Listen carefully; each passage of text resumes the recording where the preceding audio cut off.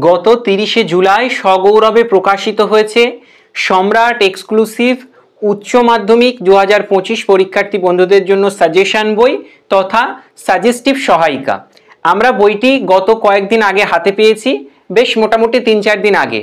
একটুখানি বইটা নিয়ে নাড়াচাড়া করে পড়াশুনো করে যতটা আমরা বুঝতে পেরেছি বা যতটা বই সম্পর্কে জ্ঞান লাভ করেছি, সেই জ্ঞান লাভের বিষয়টুকু তোমাদের আজকের ভিডিওতে আমরা শেয়ার করব। অর্থাৎ বইটা ব্যক্তিগতভাবে আমার কেমন লেগেছে সেটা তোমাদেরকে জানিয়ে দেব। সাথে সাথে বইতে কি রয়েছে, বইয়ের উপরে তুমি দেখলে বুঝতে পারবে এখানে পরিষ্কার লেখা আছে 2024 সালে 100% কমন। লেখা থাকলেই তো আর হবে না, লেখার সঙ্গে বাস্তবের কতটুকু মিল রয়েছে সবটাই জানাবো। চটি একখানা বই, এটা পড়লেই কি তুমি সত্যি 100% কমন পাবে, এটাও আমরা জানিয়ে দেব।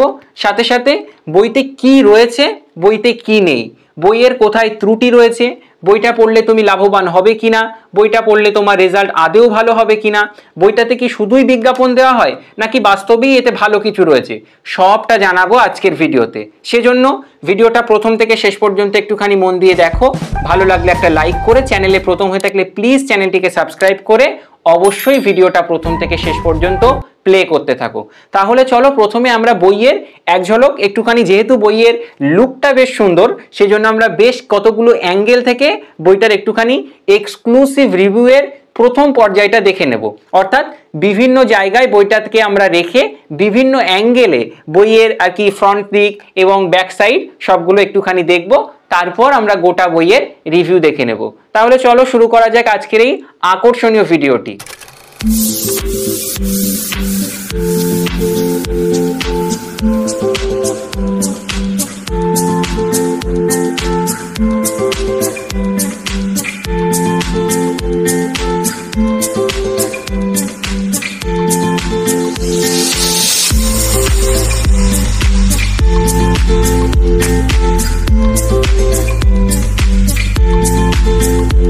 স্ক্রিনের উপরে তোমরা যে বইটি দেখতে পাচ্ছ বা আমার হাতে যে বইটি দেখতে পাচ্ছ, এটি হলো সম্রাট এক্সক্লুসিভ উচ্চ মাধ্যমিক 2025 পরীক্ষার্থী বন্ধুদের জন্য সাজেশন বই। বইয়ের উপরে একদম পরিষ্কারভাবে লেখা রয়েছে Samrat exclusive suggestion higher secondary 2025 Bangla. এখানে বইয়ের উপরে লেখা আছে 2024 সালে 100% কমন, এমসিকিউ এসিকিউ বড় প্রশ্নের উত্তর সহ। এই বইতে কি কি রয়েছে আমরা একটুখানি রিভিউ দেখে নেব। প্রথমে বইয়ের প্রথম পৃষ্ঠা উল্টালেই তোমরা এখানে দেখতে পাবে লেখা রয়েছে Samrat exclusive champion series higher secondary 2025 Bangla. লেখক হিসেবে সুদীপ্ত স্যারের নাম আছে, সুদীপ্ত শিকদার ব্র্যাকেটে সম্রাট। তারপর সম্পাদনায় জিৎ মৌলিক স্যারের নামটাও কিন্তু এখানে দেওয়া রয়েছে। এরপর পৃষ্ঠা যদি তুমি উল্টাও সেখানে দেখতে পাবে এখানে দেখো সূচিপত্র বলে একটা সেকশন রয়েছে। অর্থাৎ তোমাদের বাংলা পাঠ্য বইয়ের যতগুলো গল্প, কবিতা, নাটক বা ব্যাকরণ পোর্শনের যা কিছু রয়েছে সবগুলো কিন্তু এখানে দেওয়া রয়েছে। তারপর দেখো এখানে অবতরণিকা বলে একটা সেকশন রয়েছে। এইখানটাতে স্যার তোমাদের জন্য কিছু কথা লিখে দিয়েছেন, আবেগঘন কিছু লাইনও এখানে লেখা রয়েছে, তোমরা একটুখানি দেখে নিও। আর তারপর রয়েছে সাফল্য লাভের পাসওয়ার্ড, টাইম ম্যানেজমেন্ট কিভাবে করবে, সাজেশন বই কিভাবে পড়বে, সাফল্যের পাসওয়ার্ড কি, এরকম সব কিছু কিন্তু লেখা রয়েছে। তো ওসব আলোচনা আমরা পরে করব। আমরা সরাসরি চলে যাব আমাদের পাঠ্য বইয়ের প্রথম যে গল্প কে বাঁচায় কে বাঁচে, সেই গল্পটা কেমনভাবে সাজানো রয়েছে সে বিষয়ে। প্রথমে দেখো কে বাঁচায় কে বাঁচে, এই গল্পটা লিখেছেন মানিক বন্দ্যোপাধ্যায়। সেক্ষেত্রে মানিক বন্দ্যোপাধ্যায়ের নাম এখানে লেখা রয়েছে। উৎস অর্থাৎ গল্পটি কোথা থেকে নেওয়া হয়েছে, উৎস সম্পর্কে এখানে আলোচনা করা আছে।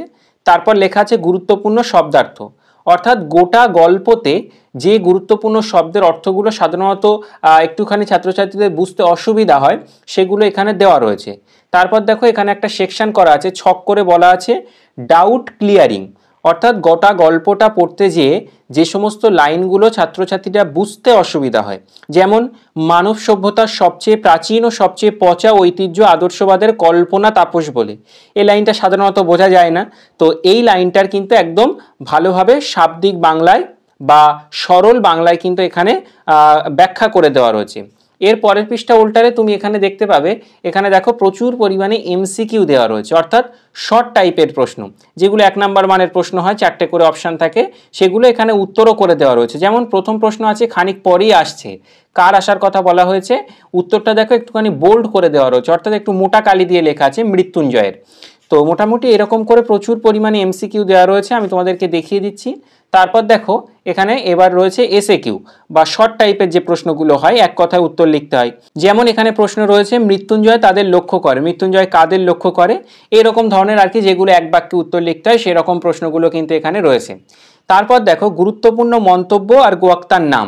গোটা গল্পে কয়েকটা মন্তব্য রয়েছে, যে মন্তব্যগুলি আর কি কে করেছিল সেইগুলো এখানে একটা ছকের মাধ্যমে দেওয়া রয়েছে। যেমন একটা কাজ করে দিতে হবে ভাই, এই বক্তব্যটার আর কি বক্তা হলো মৃত্যুঞ্জয়। এরকম করে যতগুলো গুরুত্বপূর্ণ বক্তব্য গোটা গল্পে রয়েছে সবগুলো কিন্তু একটা ছকের মধ্যে দেওয়া আছে। সর্বশেষে তোমাদের যে লং কোশ্চেন হয় 5 নাম্বার মানের, সেই প্রশ্ন দেওয়া রয়েছে। এখানে একটা মজার জিনিস দেখায়, একটা প্রশ্ন নানা নামে ঘুরিয়ে আসতে পারে, উত্তর কিন্তু কার্যত একই হবে। যেমন দিন দিন কেমন যেন হয়ে যেতে লাগলো মৃত্যুঞ্জয়, মৃত্যুঞ্জয় কে, সে দিন দিন কেমন হয়ে গিয়েছিল।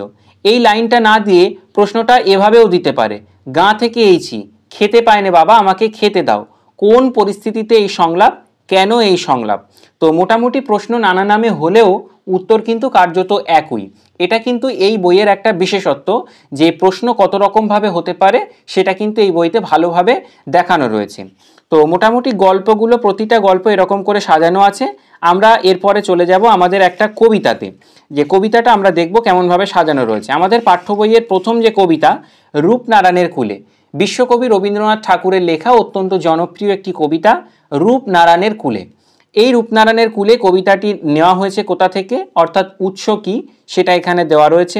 তারপর রয়েছে গুরুত্বপূর্ণ শব্দার্থ, অর্থাৎ এই কবিতাতে কি কি গুরুত্বপূর্ণ শব্দার্থ রয়েছে যেগুলো জানাটা ভীষণ প্রয়োজন, সেগুলো এখানে দেওয়া রয়েছে। তারপর দেখো এখানে ডাউট ক্লিয়ারিং বলে একটা ছক করা রয়েছে। এই কবিতাটা পড়তে যে আমরা সবচেয়ে যে ডাউটফুল লাইনটাকে খুঁজে পাই সেটা হলো সে কখনো করে না বঞ্চনা। এই লাইনটার প্রকৃত অর্থ কি সেটা কিন্তু এখানে দেওয়া রয়েছে। তারপর রয়েছে এমসিকিউ অর্থাৎ 1 নাম্বার মানের প্রশ্ন রয়েছে। এখানে দেখতে পাবে এসএকিউ অর্থাৎ যেগুলো এক বাক্যে উত্তর লিখতে হয় সেগুলো এখানে ভালোভাবে দেওয়া রয়েছে। এবং পরিশেষে এখানে রয়েছে কিন্তু 5 নাম্বার মানের প্রশ্ন বা লং অ্যান্সার টাইপ যে প্রশ্ন। এখানে দেখো প্রশ্নের যে উত্তর লেখা আছে সেখানে কিছু কিছু লাইনের নিচে আন্ডারলাইন করা আছে, অর্থাৎ যেগুলোকে হাইলাইট করা আছে, যে লাইনগুলো এক্সামিনার দেখলে তোমার প্রতি ইমপ্রেস হয়ে যাবেন। দেখো যেমন আছে, মানব জীবন স্বপ্নের বেলাভূমি নয়, জীবন হলো কঠিন বাস্তবের রূঢ়ভূমি। এখানে একটা লাইন আছে, স্বপ্ন কেবলই মানুষকে দুঃখ দিয়ে বেড়ায়, মায়াময় স্বপ্ন মিথ্যার বেশাতি ছাড়া আর কিছুই নয়। তো এইরকম করে পুরো গল্প কবিতা সবগুলো কিন্তু ভালোভাবে সাজানো রয়েছে। এরপর আমরা দেখে নেব নাটক অংশ। তোমাদের পাঠ্য বইয়ে দুটো নাটক রয়েছে, একটা হচ্ছে বিভাব শম্ভু মিত্রের লেখা, আর একটা অজিতেশ বন্দ্যোপাধ্যায়ের লেখা নানা রঙের দিন। তো আমরা বিভাব নাটকটা একটুখানি দেখে নেব। বিভাব নাটকের প্রথমেই উৎস দেওয়া আছে, অর্থাৎ নাটকটা কোথা থেকে নেওয়া হয়েছে। তারপর সিমিলারলি গুরুত্বপূর্ণ শব্দার্থ, তারপর দেওয়া আছে গুরুত্বপূর্ণ বাক্য তার বাংলা অর্থ, অর্থাৎ গোটা নাটকে কী কী গুরুত্বপূর্ণ বাক্য রয়েছে। আর এখানে দেখো দেওয়া আছে অন্য নাটক থেকে ব্যবহৃত সংলাপ। যেমন একটা ইংরেজি লাইন আছে, the night is calling me, এই লাইনটা কোন নাটক থেকে নেওয়া হয়েছে এটা কিন্তু এখানে দেওয়া রয়েছে। তারপর দেখো প্রচুর পরিমাণে এমসিকিউ দেওয়া আছে এখানে। তারপর আমরা দেখিয়ে দিচ্ছি, এখানে এসিকিউ দেওয়া আছে 1 নাম্বার মানের প্রশ্ন, অর্থাৎ যেগুলো সংক্ষিপ্ত বাক্যে একটি বাক্যে উত্তর লিখতে হয় সেগুলোও কিন্তু এখানে দেওয়া রয়েছে। পরিশেষে দেখো গুরুত্বপূর্ণ মন্তব্য এবং তার বক্তা, অর্থাৎ বক্তব্যের বক্তাকে, সেগুলো কিন্তু এখানে দেওয়া রয়েছে। তারপর বিভাব নাটকের থেকে যেগুলো বড় প্রশ্ন এবছরের জন্য ইম্পর্টেন্ট সেগুলো কিন্তু এখানে দেওয়া রয়েছে, সাথে সাথে তার উত্তরগুলোও কিন্তু খুব সুন্দরভাবে করে দেওয়া রয়েছে। এবং যেটা আমি বললাম যে এই বইয়ের বিশেষত্ব, একটা প্রশ্ন কত রকমভাবে আসতে পারে সেগুলোও কিন্তু এখানে তুমি পড়লে বুঝতে পারবে, এখানে খুব ভালোভাবে দেওয়া রয়েছে। আমরা দেখে নেব আমাদের পাঠ্য বইয়ের অত্যন্ত গুরুত্বপূর্ণ একটি অংশ, আমার বাংলা। সুভাষ মুখোপাধ্যায়ের লেখা এই আমার বাংলা, এখানে মোট 5টি গদ্যাংশ রয়েছে। যেমন মেঘের গায়ে জেলখানা, ছাতির বদলে হাতি, কলের কলকাতা, তারপর গারো পাহাড়ের নিচে ইত্যাদি ইত্যাদি এখানে কিন্তু রয়েছে। তো এখান থেকে যেহেতু কোনো এমসিকিউ বা এসএকিউ প্রশ্ন হয় না, সেজন্য সরাসরি এখান থেকে কিন্তু বড় প্রশ্ন দেওয়া রয়েছে। প্রথমেই দেখো এবছরের গুরুত্বপূর্ণ যে বড় প্রশ্ন, হঠাৎ একদিন ক্ষেপে উঠলো কলের কলকাতা। কলকাতার ক্ষেপে ওঠা বলতে কি বোঝানো হয়েছে, কলকাতার ক্ষেপে ওঠার কারণ কি, এই প্রশ্নটা উচ্চ মাধ্যমিক 2017-তে এসেছিল, সেটাও কিন্তু এখানে বলে দেওয়া রয়েছে। এরপর দেখো তোমাদেরকে আমি একটু আগেই বললাম যে বইয়ের বিশেষত্ব সম্পর্কে, একটা প্রশ্ন কিভাবে আসতে পারে বারবার আর কি নানা নামে, সেগুলো এখানে দেওয়া রয়েছে। তো মোটামুটি এরকম করে আমার বাংলাটা মানে আমার বাংলা থেকে যত রকমের প্রশ্ন হতে পারে সব দেওয়া রয়েছে। এখানটাতে একটুখানি লক্ষ্য করে দেখো, চেংমানের যে প্রসঙ্গটা রয়েছে অর্থাৎ ছাতির বদলে হাতি, সেখান থেকে একটা প্রশ্ন কত নামে আসতে পারে।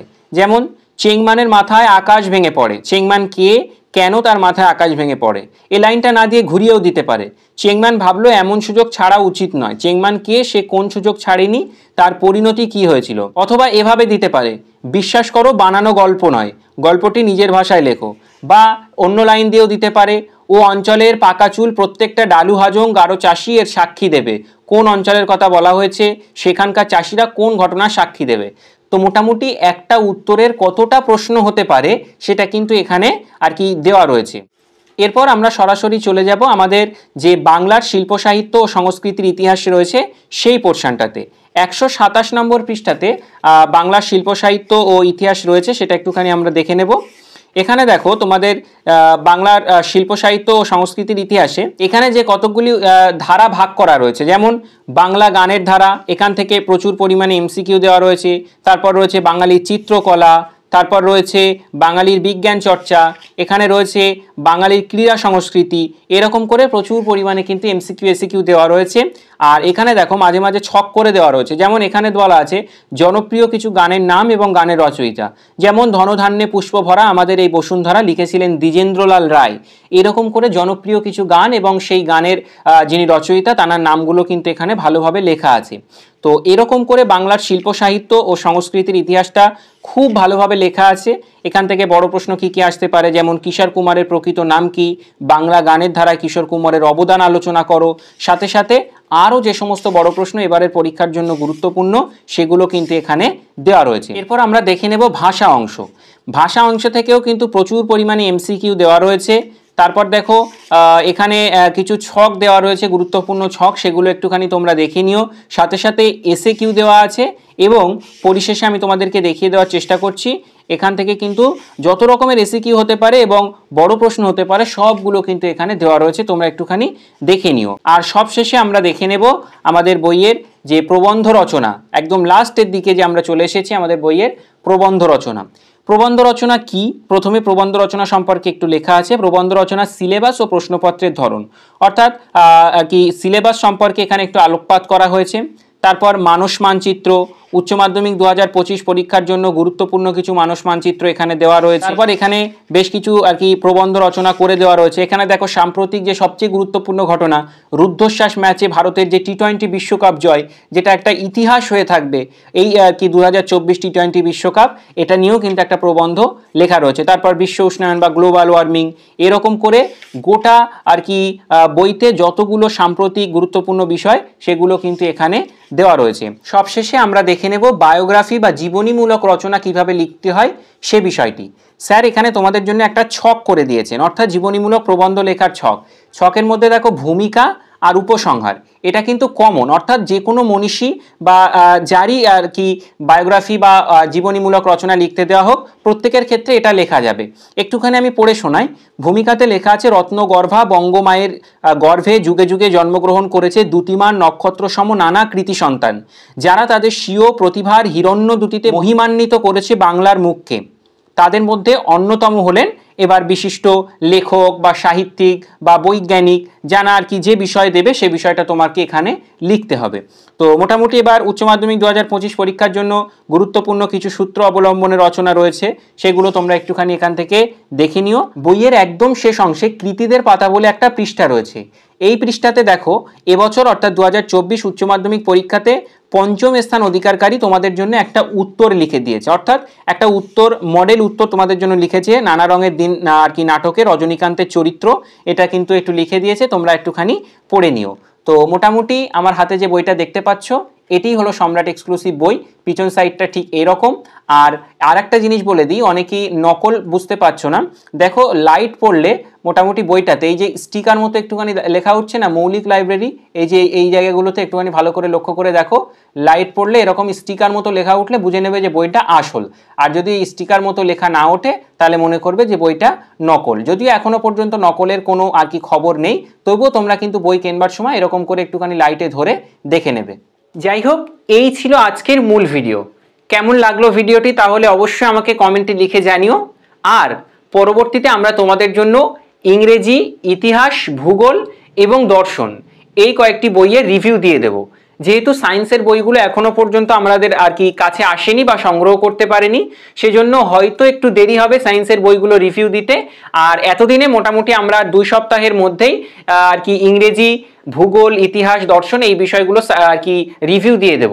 আসলে কি বলতো, রিভিউ দেওয়া বললে তো আর রিভিউ দেওয়া নয়, বইটা নিয়ে একটুখানি ঘাটাঘুটি করতে হয়, যে বিষয়গুলো আমার নেই সেগুলো সাবজেক্ট এক্সপার্টদের সঙ্গে পরামর্শ নিতে হয়, ভিডিও শ্যুট করতে হয়, এডিট করতে হয়, সব কিছু করে মোটামুটি একটু যেহেতু সময় সাপেক্ষ সেজন্য ভিডিও দিতে একটুখানি দেরি হয়।